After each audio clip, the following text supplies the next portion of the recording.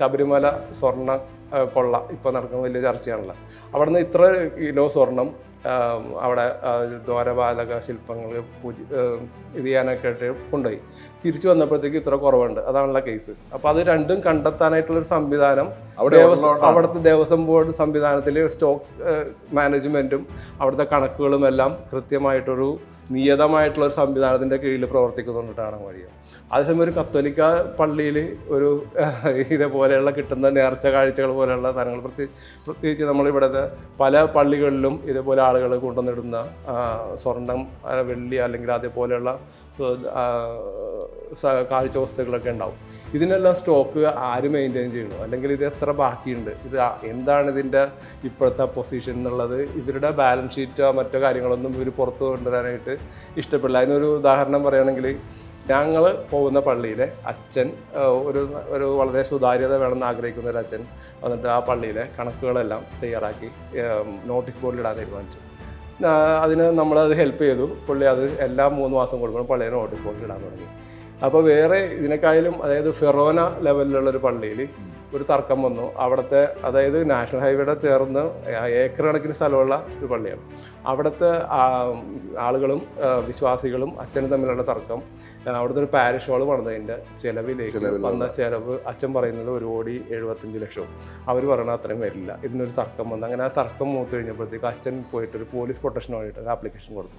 Police protection കൊടുക്കാൻ വേണ്ടിയിട്ട് അച്ഛൻ കോടതിയിൽ പോയി കഴിഞ്ഞപ്പോഴത്തേക്കും ഹൈക്കോടതി ഈ പറയുന്ന ഈ 4-5 പേർക്കാണെതിരെ ഇവർക്കെല്ലാം നോട്ടീസ് അയച്ചു. എന്നിട്ട് പറഞ്ഞാൽ അച്ഛൻ്റെ ജീവന സ്വത്തിനും തടസ്സം വരാത്ത വിധത്തിൽ ശ്രദ്ധിക്കാൻ പറഞ്ഞിട്ട് പോലീസുകാർക്ക് നിർദ്ദേശം കൊടുത്തു.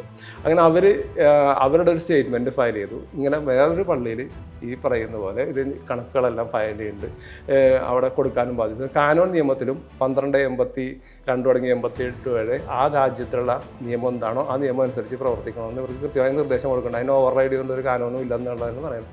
അപ്പോൾ ഇതെല്ലാം വെച്ചുകൊണ്ട് ഇവർ കോടതിയിൽ പറഞ്ഞു, ഞങ്ങൾ അച്ഛൻ്റെ ജീവന സ്വത്തിനൊന്നും ഞങ്ങൾ ഇത് ചെയ്യാൻ പോകുന്നില്ല, ഞങ്ങൾ ഇതാണ് ചോദിച്ചിട്ടുള്ളൂ. അപ്പം കോടതി പറഞ്ഞു, ഇത് കൊടുക്കാൻ എന്താ തടസ്സം? അതങ്ങനെ കൊടുക്കാൻ പാടില്ല, അത് കാനൂൻ നിയമപ്രകാരം ഇത് ഭയങ്കര കോൺഫിഡൻഷ്യൽ മാറ്ററാണ് എന്നാണ് പള്ളിയുടെ വാദം. അപ്പോൾ ആ കോടതി ചോദിച്ചു, അങ്ങനെയാണെങ്കിൽ മറ്റവർ ഇടുന്നുണ്ടല്ലോ, അത് ചെറിയ പള്ളി ആയതുകൊണ്ടിട്ടാണ്. അപ്പോൾ കോടതി പറഞ്ഞു, ചെറിയ പള്ളിയും വലിയ പള്ളിയെല്ലാം പള്ളി ഒന്ന് തന്നെയാണ്, അതുകൊണ്ട് അങ്ങനെ ഈ കണക്ക് വന്നപ്പോഴാണ് കാണുന്നത് ഇവിടെ ആ പള്ളിയിൽ നേരത്തെ പറഞ്ഞ 1,75,00,000 രൂപയുടെ ഈ പറയുന്ന പാരിഷ് ഹാളുണ്ട്. അതുകൂടാതെ മ്യൂസിയം, പള്ളി, സ്കൂള്, ഷോപ്പിംഗ് കോംപ്ലക്സ്, ഏക്കർ കണക്കിന് സ്ഥലം, മറ്റ് കുരിശുപള്ളികൾ, എങ്ങനെ വന്നാലും ഒരു 150 കോടി രൂപയുടെ സ്വത്ത് ഉണ്ടാവേണ്ട ഒരു സ്ഥലത്ത് അവരുടെ ഓഡിറ്റ് ചെയ്ത് ഫയൽ ചെയ്തിരിക്കുന്നത് ബാലൻസ് ഷീറ്റിനകത്ത് 1,26,00,000 രൂപയുടെ ഫിക്സ്ഡ് അസറ്റാണ് കാണിച്ചിരിക്കുന്നത്. അപ്പം അതിൻ്റെ അടിയിൽ ചാർട്ടേഡ് അക്കൗണ്ടൻ്റ് ഒരു ക്ലോസും കൂടി എഴുതിയിട്ടുണ്ട്. എനിക്ക് ഇതിന് മുമ്പുള്ള ഓപ്പണിംഗ് ബാലൻസ് കിട്ടാതെ കൊണ്ടിട്ട് ഇതിൻ്റെ കൃത്യത ഞാൻ ഇതിനകത്ത് പരിശോധിക്കുന്നില്ല എന്നും പറഞ്ഞിട്ട് എഴുതി. ഈ സാധനമാണ് കൊണ്ടുപോയിട്ട് ഇവർ ട്രസ്റ്റ് രജിസ്ട്രാർ ഓഫ് ട്രസ്റ്റിലും മറ്റെല്ലാം ഫയൽ ചെയ്തുകൊണ്ട് ഇവരുടെ രജിസ്ട്രേഷൻ റിന്യൂ ചെയ്തിട്ടുണ്ട്. അത് എത്ര നാൾ പോകാൻ പറ്റും?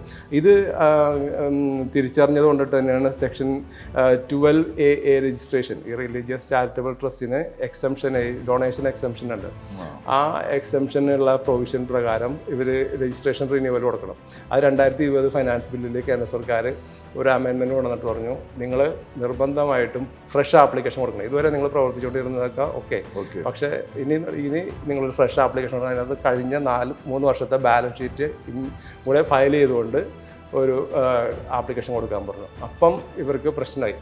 ഈ ഫ്രഷ് ആപ്ലിക്കേഷൻ കൊടുക്കുമ്പോൾ ഇപ്പോഴത്തെ ഇതിൻ്റെ അധികാരി ആരാണോ ആ ആൾക്ക് ഇതിൻ്റെ എല്ലാ ഉത്തരവാദിത്വം വരും. പഴയ 3 വർഷത്തെ ബാലൻസ് ഷീറ്റിനുള്ള ഉത്തരവാദിത്വം ഈ പറയുന്ന ഈ കണക്കുകൾ, ഇതുപോലത്തെ കണക്കുകളൊക്കെ വരുമ്പോഴത്തേക്ക് സ്ക്രൂട്ടിനി കാര്യങ്ങളിലൊക്കെ പോയി കഴിഞ്ഞാൽ ബുദ്ധിമുട്ട് വരും. അപ്പം ഇത്തരം പ്രശ്നങ്ങളാണ് കേരളത്തിലെ സഭയെ ഞാൻ മനസ്സിലാക്കുന്നത്, കേരളത്തിലെ സഭയെ അലട്ടുന്ന പ്രശ്നങ്ങൾ.